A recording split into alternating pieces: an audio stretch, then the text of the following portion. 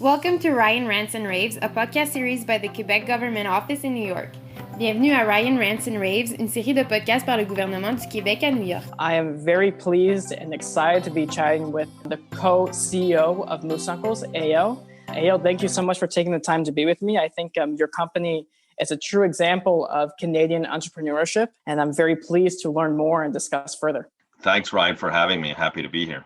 Just to start, what you have created can be arguably said as one of the top outerwear premium brands in the world. But can you share with the listeners a little bit about Moose Knuckles?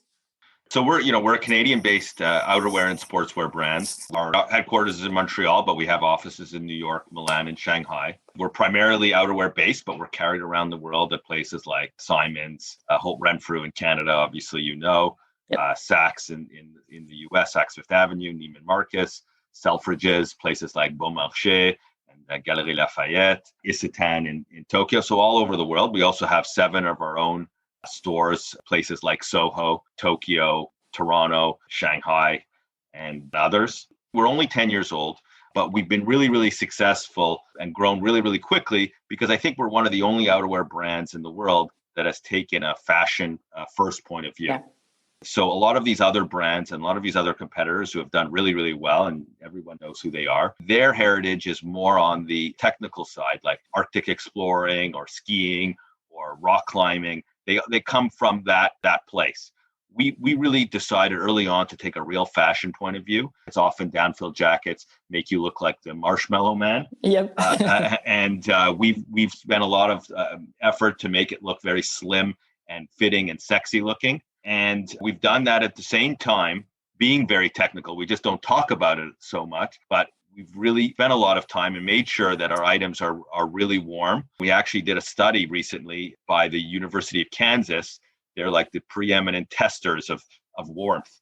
And we're going to release something soon, but it really shows that we are based compared to our competitors, and not going to mention who they are, but we came out the warmest of all the jackets that were tested. So we're really proud of that in terms of the technicality of our jackets. But like I said, we don't talk about it as much, but we want to take a fashion first brand. And I think that's really resonated with our customers.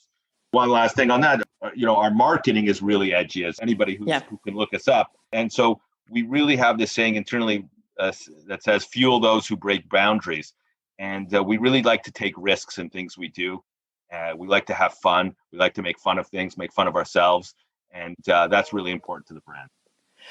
Well, and I like what you mentioned, that you guys like to have fun and you're fashion forward, because I think when you look at the Moose Knuckles marketing, it's not something dull, but it's something that creates an experience and that adds candor to it, which I think is very important within the age that we live in, because sometimes people are afraid to say something, but Moose Knuckles, they can do that with their own style by wearing it. Yeah, young people today especially, they don't want to be sold to. They can read between the BS. So we like to have an honest and authentic conversation. We like to be ourselves. We never want to be pretentious and pretend like we're something we're not. And fashion sometimes takes itself too seriously. After all, it is art and utility, and we just want to have a good time doing it. And this kind of leads me to my next question, because you acquired the brand about 10 years ago, but the brand has grown significantly and it's probably not the same brand. Of course, some of the roots are the same, but can you explain how the brand's changed and transformed? Yeah, sure. In the beginning, to your point, we had in our first year, we probably sold less than 300 coats, all in Canada, in a very small, probably 95% in Montreal and Toronto. And so the biggest change is now we're a global brand. Only 15% of our sales are in Canada. We're sold, like I said earlier, in all the best stores around the world.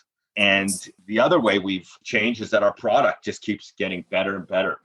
For the last 10 years, our core product that's actually made in Canada is the same in terms of styling, but in terms of the way we produce it and the craftsmanship that goes into each and every coat, we're so proud of the way we've elevated the production and what we've done to make the product better. And then on our marketing side, in the beginning we were a little more rough and tumble because we were a much smaller brand, and now we've really elevated to be in the conversation with other luxury brands, and we're very proud of that. Congratulations on achieving all of that. I also want to chat about, since you guys have the flagship store in New York, are there any new projects that you're currently working on that you could share? any other new store openings or pop-ups that are happening? Obviously, we're embarking on this new digital transformation. There's no brand on the planet today that's not focusing on digital. So that's not revolutionary, but obviously a lot of work internally, and maybe not so sexy to talk about because it's something that everybody's doing.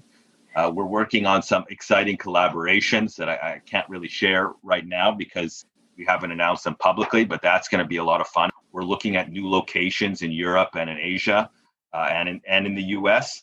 But I think what I'm most proud about, and what I'm most proud about internally, is we've embarked on this real sustainability initiative. We have a goal internally to be the most sustainable outerwear-focused brand in the world by 2025. And we're working really hard and spending a lot of time, effort, and money to make sure that happens. For example, we've moved to recycled nylon. Anytime we use nylon, we're using in any way possible recycled nylon that's made out of used water bottles.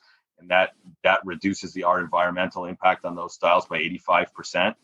All the plastics that we're using to cover the garments, next year we're going to all biodegradable plastics, and that's going to have a huge impact on our footprint. And so, we have a huge initiative. We have a person full-time. His official title, I don't know if I'm allowed to swear on your podcast, Ryan. You could say whatever you like. So his official title is VP of Giving a Fuck, and that's on his business card. And we're very proud that his big focus is on sustainability. He has a lot of experience there. And so we're really happy to be embarking on this journey. We're proud. I'm proud as a business owner, but as a company, I think it's a real great rallying cry and something we're most proud about internally. I like the business card of your employee who's in charge of sustainability. It goes to what you mentioned of having fun in fashion, but it also goes and ties in that, when someone says, I really give a fuck, it really means that you're going to try to make a change. And with sustainability, I think everyone says we have to change and become more different, but there's little people actually making action. So that's something really exciting to look forward to. Yeah. And, as not sure many people know it, but apparel is one of the worst polluting industries in the world. And we're not proud to be contributing to that. But what we want to do is make us, a small difference in our impact and our environmental impact. And I think it's going to be good for business because I think, like I said before, people want to be involved with brands who care. But we're not doing it because it's good for business. We're doing it because all of our employees and stakeholders and people internally really care about that. And it's really, really important to us. And it's staying authentic to yourself and to your customer through and through. Exactly. That's the key. I do want to chat about COVID because that's in some ways, what would you say, the elephant in the room of all things in the conversations. But, how has COVID changed your leadership style given, we chat about how Montreal is closed after 8:30, in New York, things have been closed, but how has it changed your day-to-day as being a leader when managing your team? I'm not an expert when it comes to that. I'm kind of old school in the way that I love working with people and meeting with people face to face and touching and feeling and really being together. So it's been definitely an adjustment for me personally. Being on the screen all day is exhausting, but I think it's changed society forever. And I don't think we're ever going to go back to a place where people are going to be full-time getting together.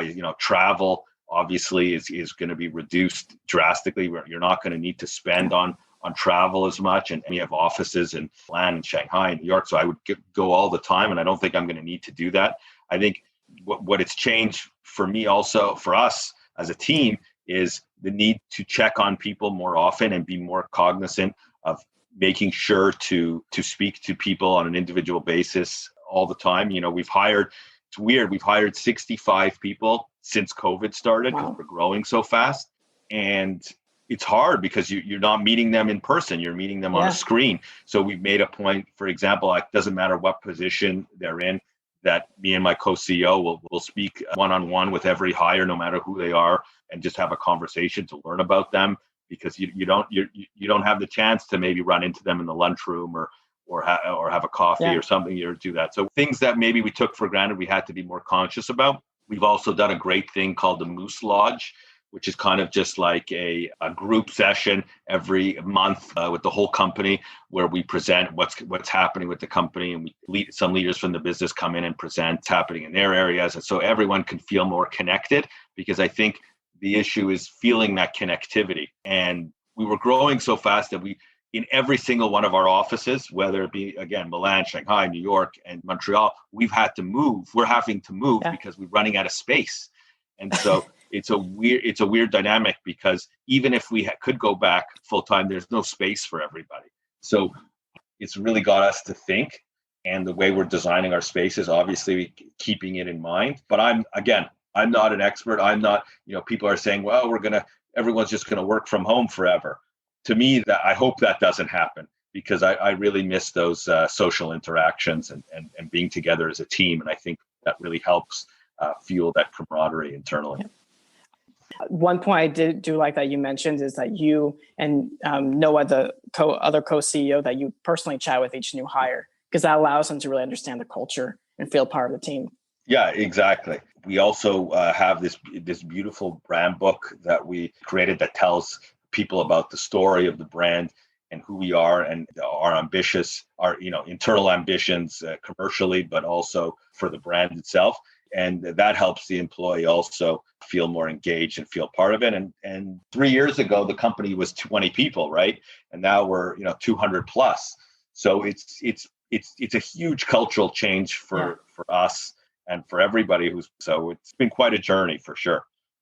And a lot of learning lessons, I imagine, from there. Which I guess I'll jump, to my next question. What have you learned from being an entrepreneur? One, having great partners. That's first and foremost.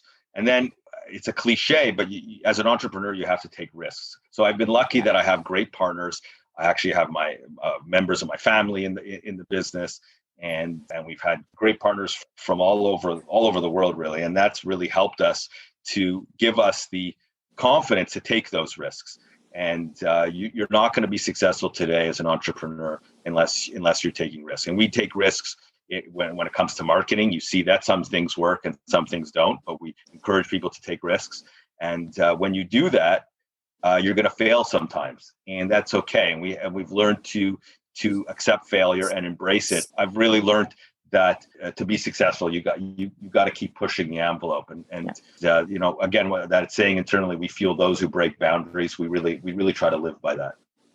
That's how you innovate, and that's how you continue to move forward. For sure. Step into the ethos of the podcast. It's Rants and Raves.